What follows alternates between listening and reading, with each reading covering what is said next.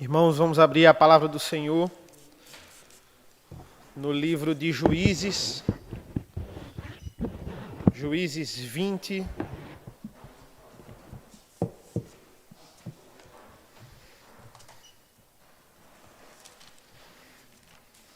Juízes 19, vamos começar do versículo 29 até o versículo 17 do capítulo 20 de Juízes. Juízes 19, 29 ao 20, 17. Vamos ler a palavra do Senhor. Juízes 19, 29. Chegando à casa, tomou um cutelo e, pegando a concubina, a despedaçou por seus ossos em 12 partes e as enviou por todos os limites de Israel. Cada um que a isso presenciava, aos outros dizia: nunca tal se fez, nem se viu, desde o dia em que os filhos de Israel subiram da terra do Egito, até o dia de hoje. Ponderai nisso, considerai e falai. Saíram todos os filhos de Israel, e a congregação se ajuntou perante o Senhor em Mispa, como se fora um só homem, desde Dan até Berseba, como também a terra de Gileade. Os príncipes de todo o povo e todas as tribos de Israel se apresentaram na congregação do povo de Deus. Havia 400.000 homens de pé que puxavam da espada. Ouviram os filhos de Benjamim que os filhos de Israel haviam subido a Mispa. Disseram os filhos de Israel: contai-nos como sucedeu esta maldade. Então respondeu o homem levita, marido da mulher que fora morta, e disse: cheguei com a minha concubina a Gibeá, cidade de Benjamim, para passar a noite. Os cidadãos de Gibeá se levantaram contra mim e, à noite, cercaram a casa que eu estava, intentaram matar-me e violaram a minha concubina de maneira que morreu. Então peguei a minha concubina e fiz em pedaço e os enviei por toda a terra da herança de Israel, porquanto fizeram vergonha e loucura em Israel. Eis que todos sois filhos de Israel. Eia, dai a vossa palavra e conselho neste caso. Então todo o povo se levantou como um só homem, dizendo: nenhum de nós voltará para a sua tenda, nenhum de nós se retirará para casa. Porém, isto é o que faremos a Gibeá: subiremos contra ela por sorte. Tomaremos 10 homens de 100 de todas as tribos de Israel, e 100 de 1.000, e 1.000 de 10.000, para providenciarem mantimentos para o povo, a fim de que este, vindo de Gibeá, de Benjamim, faça a ela conforme toda a loucura que tem feito em Israel. Assim se ajuntaram contra esta cidade todos os homens de Israel, unidos como um só homem. As tribos de Israel enviaram homens por toda a tribo de Benjamim para lhe dizerem: que maldade é essa que se fez entre vós? Dai-nos agora os homens dos filhos de Belial, que estão em Gibeá, para que o matemos e tiremos de Israel mal. Porém, Benjamim não quis ouvir a voz dos seus irmãos, os filhos de Israel. Antes, os filhos de Benjamim se ajuntaram vindos das cidades em Gibeá, para saírem a pelejar contra os filhos de Israel. E contaram-se naquele dia os filhos de Benjamim, vindos das cidades, eram 26.000 homens que puxavam da espada afora. Os moradores de Gibeá, de que se contavam 700 homens escolhidos, entre todo o povo havia 700 homens escolhidos, canhotos, quais atiravam com a funda uma pedra num cabelo e não erravam. Contaram-se dos filhos de Israel afora, os de Benjamim, 400.000 homens que puxavam da espada, e todos eles homens de guerra.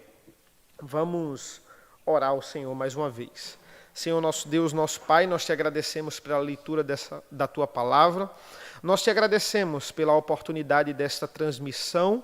Nós te agradecemos pelo uso das tecnologias da forma correta, seguindo os parâmetros de saúde, para mesmo assim passarmos o Evangelho de forma clara, que todos possam entender. Aplica, Senhor, essas verdades aos nossos corações, em nossas mentes. É isso que nós pedimos e agradecemos, em nome do teu Filho amado Jesus. Amém.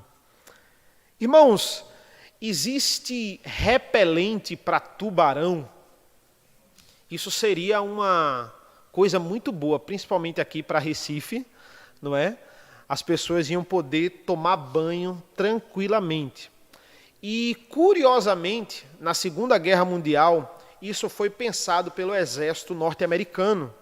E isso seria muito útil numa situação de resgate, a pessoa que ia resgatar e a pessoa que ia ser resgatada passasse ali rapidamente um repelente para tubarão, e aí não se precisaria se preocupar com as terríveis barbatanas que aterrorizam o alto mar. E também numa situação de naufrágio para os aliados. Isso ia ser muito útil. E foram investidos muitos dólares para que esse plano desse certo. Na verdade, 79 combinações diferentes foram testadas em animais como cobaias para ver se esse repelente saía.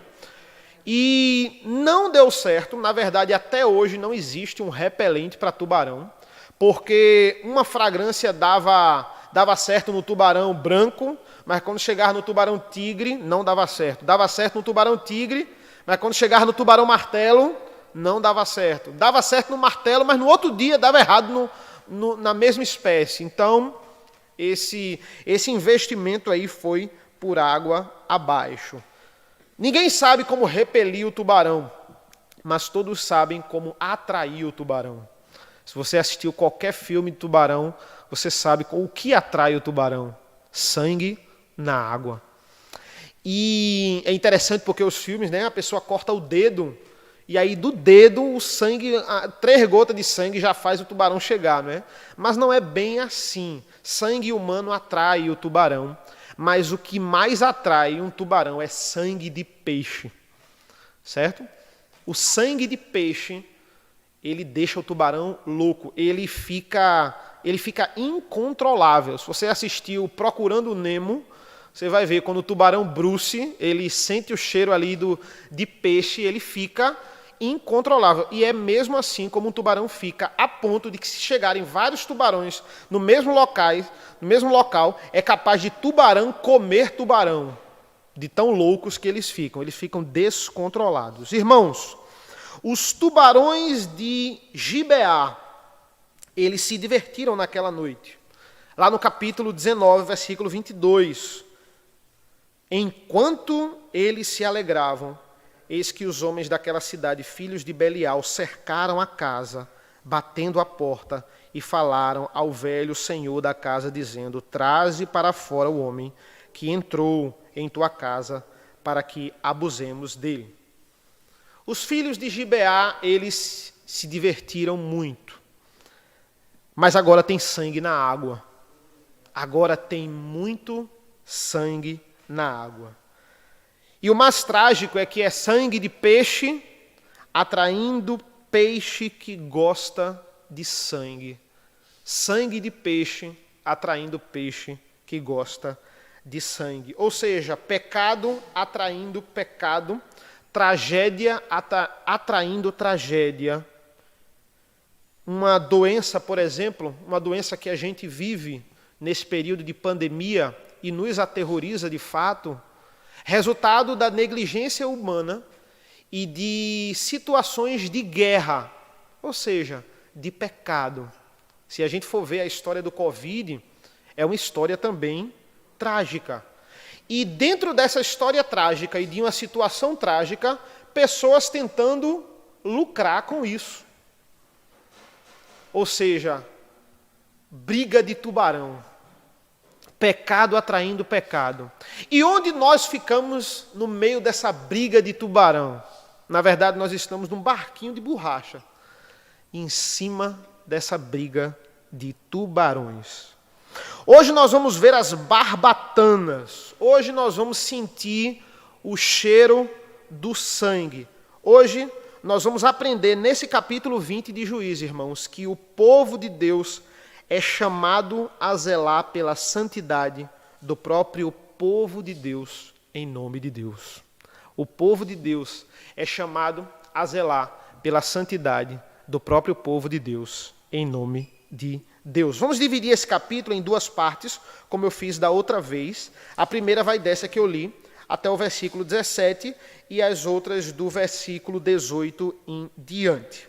O povo estava com a necessidade aqui de disciplina, mesmo sendo povo de Deus. Nós vamos ver uma indignação completa do que nós vimos na última vez que eu estive aqui, do levita que tem a sua concubina abusada a noite toda, a ponto de que ela morre, e como reivindicação em protesto a isso, temos aqui um final horrível no capítulo 19, onde ele pega a sua concubina, que era sua esposa também, e é estranho você ver um levita sendo marido de uma concubina, mas a história já começa estranha e continua pior ainda, porque ele pega essa concubina, ele divide ela em 12 partes, ele esquarteja ela, como nós lemos aqui hoje, e ele manda para as 12 tribos de Israel, dizendo o que aconteceu com ela, e que aquilo ali aconteceu na tribo de Benjamim. E o versículo 1 nos mostra uma indignação completa aqui, diante da situação. Todos ficam indignados e querem fazer alguma coisa. Veja o versículo 1. Saíram todos os filhos de Israel, e a congregação se ajuntou perante o Senhor em Mispa, como se fora um só homem, desde Dan até Berseba, como também a terra de Gileade. Vejam, é interessante essa expressão que ele vai usar, como se fora um só homem. Eles estavam unidos e eles estavam indignados. Aqueles homens abusaram daquela mulher. E a gente vê o marido dela fazendo aquilo ali. E ele vai dizer agora no capítulo 20, a sua versão. Ele vai dizer a sua versão diante daqueles homens. Nós vemos aqui que estavam reunidos ali para ouvir a versão do levita. O versículo 2 nos diz que 400 mil homens se reuniam ali, todos puxando espadas e com sede de justiça. Veja que coisa interessante. Imagine 400 mil homens para ouvir uma versão de um crime que você presenciou, todos com espada na mão, querendo justiça. Então, o que a gente vê aqui é uma indignação geral. Veja o versículo 4 e 5. Nós não vamos ler todos os versículos, fiquem tranquilos, tanto vocês que estão aqui, quanto os que estão em casa, certo? São 48 versículos. A gente vai fazer um panorama, a gente vai ler alguns versículos para poder entender e aplicar essa história para as nossas vidas. Veja o versículo 4 e 5. Então respondeu o homem levita, marido da mulher que fora morta, e disse: cheguei com a minha concubina a Gibeá, cidade de Benjamim, para passar a noite. Os cidadãos de Gibeá se levantaram contra mim e à noite cercaram a casa em que eu estava, intentaram matar-me e violaram a minha concubina, de maneira que morreu. Olha que não foi bem isso que aconteceu. O levita aqui ele está começando a editar a história. Porque primeiro que eles não chegaram, já tentaram me matar, e aí pegaram minha concubina. Não, ele negociou a esposa para que não matasse ele e eles abusassem dela a noite toda. Ele negociou a esposa. A gente viu isso da última vez que estivemos aqui. Então, existia uma negociação aqui para a vida dele ser salva e a concubina morrer. Ninguém chegou já querendo matar todo mundo, não. Eles disseram: venham para fora que a gente vai abusar de vocês. Não, então, leve só a minha esposa, deixe... E ele dormiu na noite. Ou seja, a gente vê que esse homem também era mau, que esse homem também era perverso. Ou seja, ele editou a história aqui. Claro, ele está diante de 400 mil homens furiosos, ele vai dizer que teve participação nisso? Ele não vai dizer. E isso é uma aplicação direta para nós, irmãos, porque muitas vezes, quando a gente vai dizer a nossa versão, a gente edita. A gente acha que omitir trazer uma meia-verdade, não vai ter problema. A gente edita e o pecado faz a gente editar a ponto de que a versão da gente não vai ter problema nenhum. A gente não vai ter culpa nenhuma disso. Então aqui já começou com o fato aqui errado. Começou no fato errado. Mas o povo, ele se indigna mesmo assim. E parando para pensar nessa versão, mesmo na versão editada, ele não se ausenta da culpa. Porque mesmo que atentassem para a morte dele, não era para aquele levita estar vivo. Porque aquele levita só devia ter deixado eles abusarem da sua esposa depois de morto. Não era para aquele homem estar vivo. Ele devia ter lutado até o fim. Mas ele estava vivo e a sua esposa estava morta. Aqui não tem edição. Certo? Então, Tim Keller, ele comentando sobre essa passagem, certo? Em Romanos 1 e 2, ele vai fazer uma comparação interessante, porque ele vai dizer, Paulo, em Romanos 1, ele vai falar do pecado explícito. Eles vão ter os seus próprios desejos. A gente vê a forma explícita como Paulo retrata o pecado em Romanos 1. Aí quando ele chega em Romanos 2, ele vai falar de pessoas que escondem um discurso de moralidade, mas que têm pecados do mesmo jeito. Ou seja, nós temos que cuidar dos nossos pecados explícitos e implícitos. A indignação foi geral. Veja os versículos 8 e 9. Então todo o povo se levantou como um só homem. Veja como ele repete essa expressão, como um só homem. No versículo 11 ele fala, como um só homem, dizendo, nenhum de nós voltará à sua tenda, nenhum de nós se retirará para casa, porém isto é o que faremos a Gibeá. Subiremos contra ela por sorte. Nós vamos reivindicar isso aqui. Nós vamos lá para a tribo de Benjamim e a gente vai tirar satisfação dessa história. A gente vai fazer justiça diante do que o levita falou aqui. No versículo 11, assim se ajuntaram contra a cidade todos os homens de Israel unidos como um só homem. Por que ele repete como um só homem, como um só homem? Porque é raríssimo se reunir 12 tribos num bem comum. E aqui não é 12, né? São 11 contra uma. Era raríssimo. Geralmente quando tinha vamos lutar contra os cananeus, a gente vai lá para Juízes 1. Não, Judá vai contra os cananeus. Essa tribo tal vai contra esse aqui, que está mais perto. Eles não se juntavam por uma causa. Era geralmente uma tribo, outra tribo ali, 2 tribos no máximo. Quando uma perdia, aí a outra ia, não ia todo mundo. Mas aqui nós temos todos como um só homem, indignados com o que aconteceu. E é interessante que eles não decidem assim, vamos invadir Benjamim, vamos queimar tudo, vamos matar todo mundo. Não. Olha, esse problema pode ser facilmente resolvido. É só o quê? Benjamim entregar esses homens. Então, vamos negociar com Benjamim, versículos 12 e 13. As tribos de Israel enviaram homens por toda a tribo de Benjamim para lhe dizerem, que maldade é essa que se fez entre vós? Dai-nos agora os homens, filhos de Belial, que estão em Gibeá, para que matemos e tiremos de Israel o mal.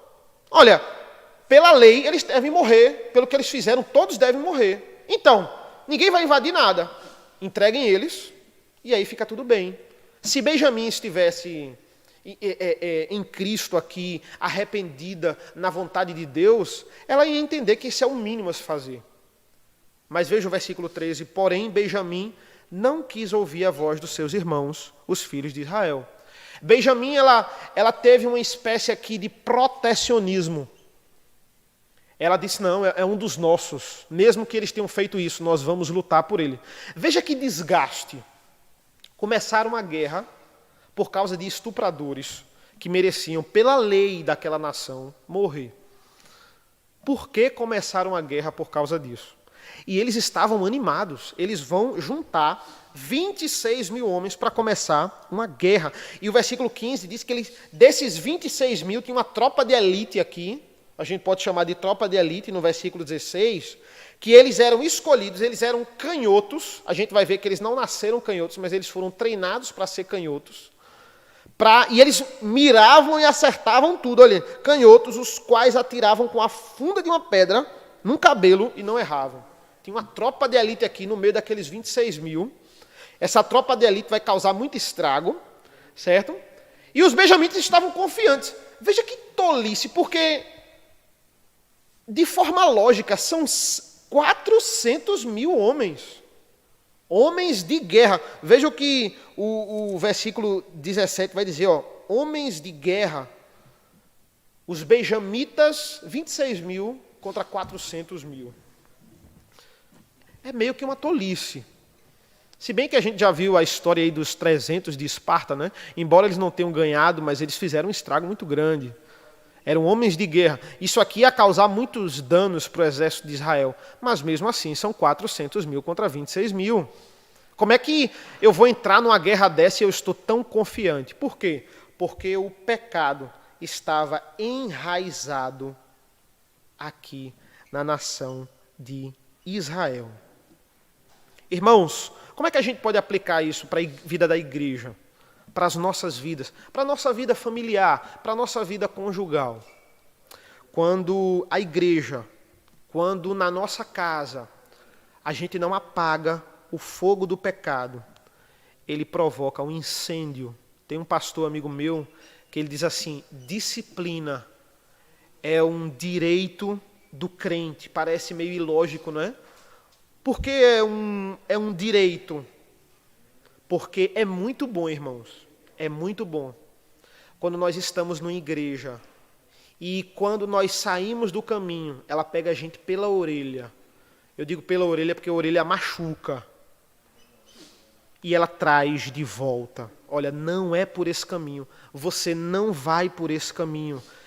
Uma igreja dessa na vida do crente é uma bênção e isso é sinônimo da misericórdia de Deus.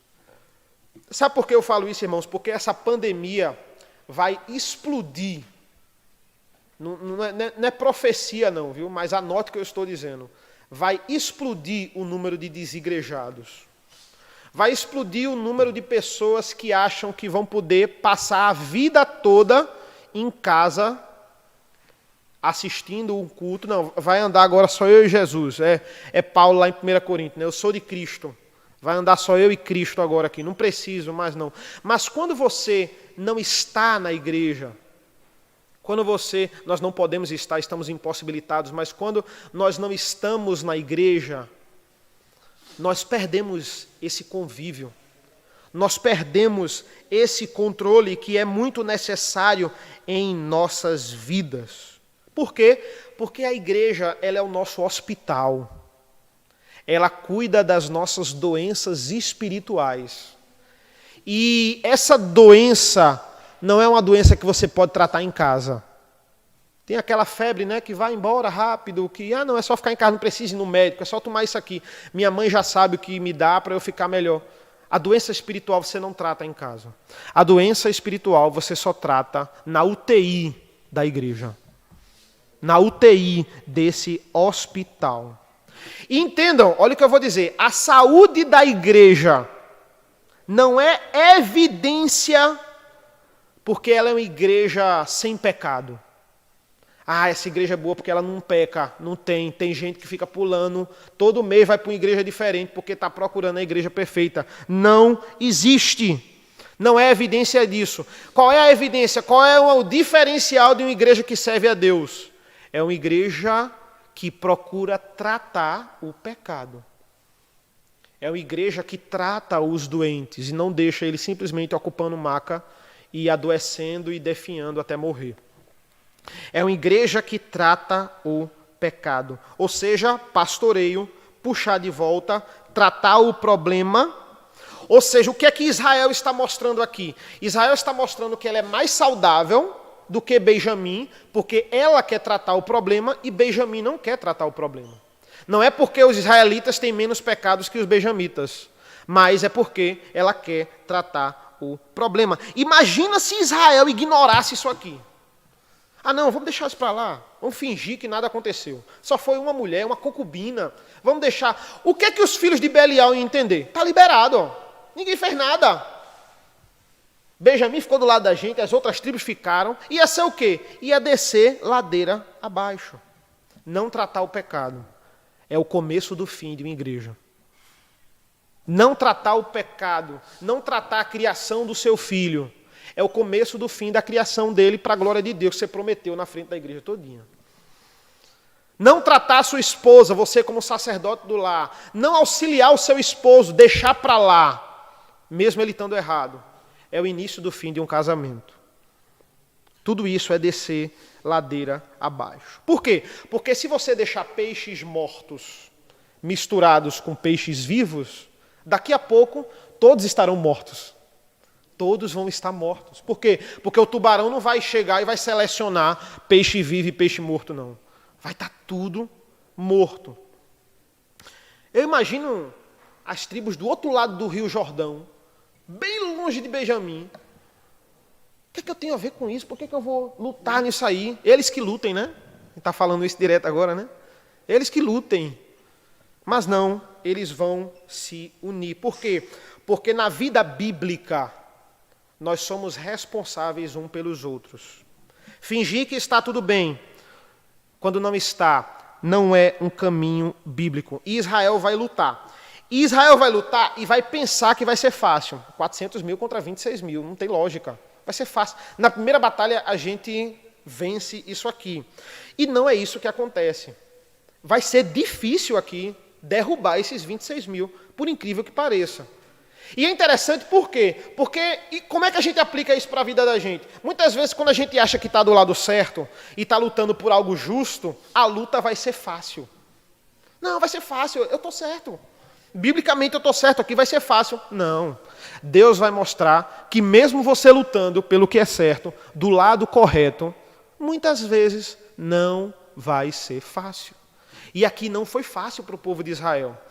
Acompanhe comigo mais uma vez uma bateria de leitura aqui. Vamos do 18 ao 28, certo? 18 ao 28. Diz assim, ó. Levantaram-se os israelitas... Não, vamos até o 21. Depois eu vou destrinchando o resto, é melhor. Levantaram-se os israelitas, subiram a Betel e consultaram a Deus, dizendo: quem dentre nós subirá primeiro a pelejar contra Benjamim? Respondeu o Senhor: Judá subirá primeiro. Levantaram-se, pois, os filhos de Israel pela manhã e acamparam-se contra Gibeá. Saíram os homens de Israel a peleja contra Benjamim e junto a Gibeá se ordenaram contra ele. Versículo 21. Então os filhos de Benjamim saíram de Gibeá, derribaram por terra, naquele dia, 22 mil homens de Israel. Irmãos, primeira batalha, eles perdem. Perdem feio. Eles perdem 22 mil homens. 22 mil homens. Eles ficam muito surpresos, eles ficam chocados. Aquela tropa de elite lá dos canhotos de Benjamim se deu bem. Por que canhoto? Porque geralmente o soldado ele vai empunhar o escudo no braço que ele é mais forte, ou seja, no braço direito. E os canhotos eles miravam onde ele não estava, no lado que ele não estava empunhando o escudo, ou seja, dava para matar muita gente canhoto, né? Não é porque ele era de esquerda, não, é porque ele era treinado para ser canhoto, certo? E não nasceram mesmo canhotos, mas foram treinados para isso.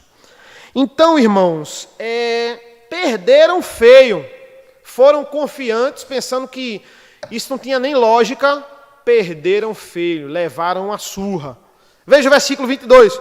Porém se animou o povo dos homens de Israel e tornaram a ordenar-se para a peleja no lugar onde no primeiro dia o tinham feito. Antes subiram os filhos de Israel e choraram perante o Senhor até a tarde e consultaram o Senhor, dizendo: olha o que eles perguntaram: tornaremos a pelejar contra os filhos de Benjamim, nosso irmão? Respondeu o Senhor: subi contra ela. Contra ele. Eles assim, rapaz, será que é para ir mesmo contra Benjamim? Porque a gente perdeu feio nessa primeira. Aí Deus diz: não, essa guerra é justa, é para vocês continuarem. Perguntaram quem é que vai primeiro? Quem vai primeiro é Judá. Geralmente Judá, ela ia primeiro na peleja, certo? Ela era o primeiro que ia representar. Se você pegar Juízes 1, quando Josué morre e eles vão lutar contra os cananeus, quem primeiro vai é Judá. Certo? E é interessante porque o que é trágico aqui? Em Juízes 1, eles estavam indo contra os cananeus. Agora eles estavam indo contra a própria igreja. Era aqui a igreja lutando contra a igreja. É trágico isso. É muito trágico, mas infelizmente em alguns momentos é necessário. Veja a reforma protestante, por exemplo. Tudo isso é igreja contra igreja, mas não deixa de ser muito, muito, muito trágico. E eles vão chorar ao Senhor, vão orar, e vão, Senhor, é para ir mesmo? O Senhor diz, vai. Aí eles vão de novo. Eu não vou ler aqui todos os versículos, mas na segunda batalha eles perdem 18 mil homens. Perderam de novo.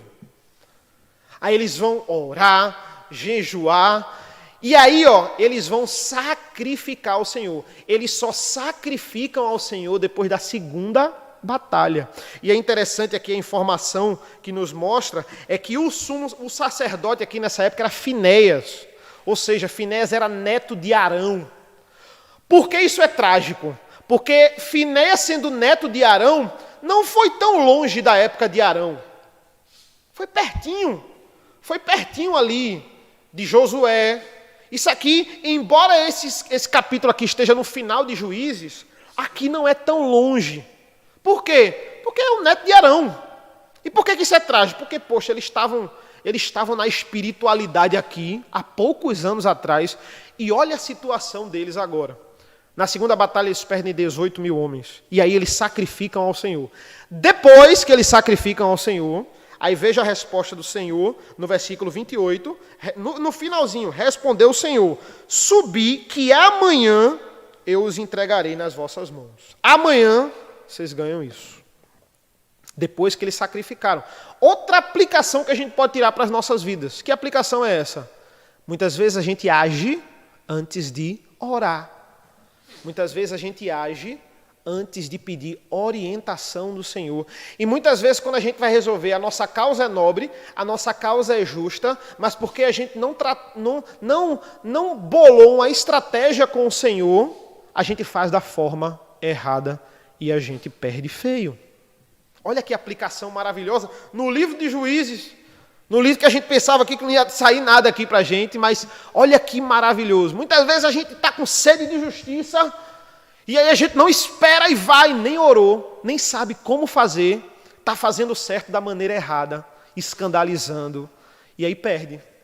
Não, eles sacrificaram ao Senhor, isso aqui era uma prerrogativa, agora vocês vão ganhar. E é interessante porque depois de sacrificar ao Senhor, eles pensam numa estratégia. E é uma estratégia aqui semelhante a um povo que eles vencem, eles perdem de primeira, e aí fazem essa estratégia e ganham, de um povo que era chamado do povo de Ai. Aqui em Juízes mesmo, eles usam a mesma estratégia. Qual é a estratégia? Como é que eles vão ganhar de Benjamim? E quem assistiu filme de guerra e gosta de filme de guerra sabe. Eles vão entrar na cidade, vão começar a lutar, vão fingir que estão perdendo e recuar.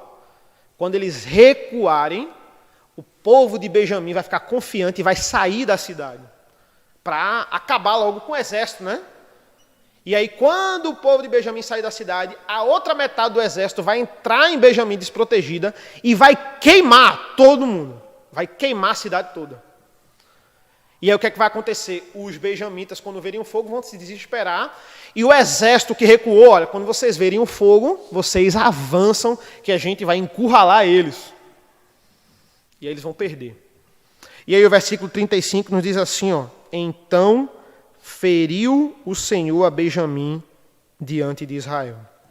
É interessante porque Israel foi o agente punitivo que Deus usou, mas quem feriu Benjamim foi Deus. Feriu o Senhor a Benjamim. E eles entenderam a gravidade do seu pecado da pior forma possível, no meio de um terror. Veja o versículo 41. Viraram os homens de Israel e os de Benjamim pasmaram, porque viram que a calamidade lhes tocaria. Eles viram que eles iam morrer. E é interessante porque o final desse capítulo também é trágico. Desculpa eu estar escolhendo logo essa sequência trágica, mas aqui Benjamim vai ser arrasada. Eles vão matando um por um, a ponto de que, veja o versículo 45, então viraram e fugiram para o deserto, a penha de Rimon, e na respinga mataram ainda pelos caminhos uns 5.000 homens, e de perto os seguiram até Gidom e feriram deles 2.000 homens. Eles mataram 18.000, aí depois 5.000, aí sobrou 2.000, aí depois matou, aí eles foram acabando com tudo. Versículo 47, porém 600 homens viraram e fugiram para o deserto, a penha de Rimon, onde ficaram 4 meses, ainda sobreviveram 4 meses. Versículo 48. Os filhos de Israel voltaram para os filhos de Benjamim e passaram a fio de espada tudo o que restou da cidade, tanto os homens como animais, em suma, tudo o que encontraram, e também a todas as cidades que acharam, puseram fogo. Fogo em tudo, morre todo mundo, até animal morre. Aí você pode dizer, poxa, que exagero, não é? Porque até os animais, o que é que tem a ver os animais, né? E a gente vai discutir, não hoje, porque não dá tempo, a gente vai discutir no capítulo 21, se esse caráter punitivo foi um exagero ou não. Né? Foi tão exagerado ou não. A gente vai ver isso, que isso vai ser destrinchado no capítulo 21. E também nós vamos ver o que é que vai ser de Benjamim agora. Acabou Benjamim, né? Benjamim estava arrasada porque quis guerrear contra 11 tribos. Veja, 11 contra 1. O que é que a gente pode tirar como aplicação daqui, irmãos, desse trágico capítulo também? A gente pode tirar, irmãos, que como é que a gente aplica aqui quando um irmão da gente, como um dos nossos, faz uma falta, comete um delito? Como fazemos se parte da igreja do Senhor vive uma vida vergonhosa? E é interessante, se você for lá para 1 Coríntios, Paulo vai recomendar. Não, é simples, olha. Os que vivem espiritualmente para a glória do Senhor têm que agir. Tem que agir contra esses irmãos. E olha, disciplina é triste, disciplina dói. O pastor que se regozija com disciplina, ele tem algum problema. Ele, que coisa boa, hoje eu vou disciplinar, hoje no conselho eu vou dizer para a igreja que a gente vai disciplinar. Pastor que tem um problema com isso. Não, não é bom. E nós não somos uma nação civil que vai procurar justiça aqui com espadas. Israel tinha esse direito, ela podia ir lá e guerrear. Se uma igreja estiver errada, a gente não vai pegar a espada aqui e vai guerrear contra outra igreja, não. Mas nós somos o quê? O que é que a Bíblia diz? Nós somos o Israel espiritual. Ou seja, nós temos uma espada. A nossa espada é a palavra do Senhor. Essa é a nossa arma. E a gente cuida da vida espiritual dos membros. Ou seja, nós não vamos fazer uma guerra física, mas nós podemos e nós temos autoridade para disciplinar. E a admoestação, seja uma disciplina pública, seja uma admoestação, seja uma exortação, tudo isso, o auxílio, o guiar as ovelhas, é papel da igreja. Porque quando isso não acontece, rapidamente, Gibeá se espalha. Por que Paulo é tão duro lá quando o filho dorme com a madrasta? A prática do filho dormindo com a madrasta, lá no capítulo 5, 1 Coríntios. Seja entregue a Satanás. Você, poxa, o que é isso? Entregue a Satanás, muito pesado, né? Mas o que é isso na prática? O que é entregue a que seja morto, levado para o inferno? Não. Simplesmente, nos dias de hoje, que seja excluído do rol de membros. Né? Deliberação do conselho de Paulo ali, excluído do rol de membros. Por quê? Para que aquilo ali não se espalhe. Por que ele é tão duro? Porque, do contrário, o sangue desse peixe ia se espalhar na água e os tubarões iam chegar. E quando são denominações inteiras, a denominação inteira está depravada, Deus também julga, Deus também age. É só você pegar as denominações lá da Europa, dos Estados Unidos, qualquer aula de missiologia que você tiver, você vai ver que abaixo da linha do Equador é o foco do evangelho hoje em dia. E por que o berço da reforma protestante se perdeu no evangelho? Porque se entregou a liberalismo teológico. Abraçou o liberalismo teológico. E Deus está arrasando essas denominações. Porque Deus, ele faz isso. Irmão, se você é cristão, se você é membro de uma igreja, você tem o direito de ser pastoreado. Não queira ser o Benjamin da Memorial. Não queira ser o Benjamin da vez. Você quer ser? Claro que ninguém quer ser. Quem quer ser isso? Não. Mas, por outro lado, nós precisamos entender que por causa do nosso pecado, esta é uma triste possibilidade e ninguém está imune a isso. Não existe repelente contra isso, mas existem formas preventivas. Você precisa ser protegido disso. Irmãos, nossa igreja tem 6 pastores. 6 pastores. Qual é o pastor que você procura para ser pastoreado? Qual é aquele pastor que você abre o seu coração, que você procura conselhos bíblicos da palavra de Deus? Eu sei que a esposa ela é muito útil para lhe auxiliar. Eu sei que o esposo é muito útil para liderar. Mas é fundamental você confessar a sua vida para um pastor. Não é confessionário não, viu? Mas é ser pastoreado. É você pedir conselho. É você deixar ele guiar a sua vida de forma espiritual. Lhe auxiliar nisso aí. Isso é fundamental. Você precisa ser blindado desses tubarões. Como é que você vai ser blindado? Você vai ser blindado com comunhão, com devocionais, com reuniões, com conversas em casa, com frequência nos cultos, seja ele nas transmissões, seja ela online, seja ela presencial, para que você não seja o benjamita da vez. É um direito seu ser cuidado. É um direito seu ser protegido de você mesmo. Sermos protegidos da gente mesmo. Não ignore esse direito. Entenda. O melhor para um irmão que está em rebelião é a disciplina. Não é melhor para ele ser ignorado. E na igreja do Senhor, no final, Deus vai expulsar os lobos, por bem ou por mal. Essa é uma história difícil. A gente vai ver as consequências desse massacre aqui de Benjamim na próxima vez que eu estiver aqui, no capítulo 21. E onde Cristo está aqui? Só para o último ponto aqui da conclusão. Onde Cristo está aqui? Ele está em tudo. Em Cristo nós somos nova criatura. Mas não somos sem pecado. Fomos convertidos pelo Espírito Santo. Mas nós não estamos ausentes de pecado. Ou seja, Cristo não valeu apenas quando Ele morreu por você. Mas você ainda precisa dele. Porque senão Cristo dizia assim, olha, eu já morri, agora não me incomode, vou para o céu, ficar com meu Pai, não me incomode. Não, eu vou estar convosco sempre. Vocês estão aqui com o Espírito Santo.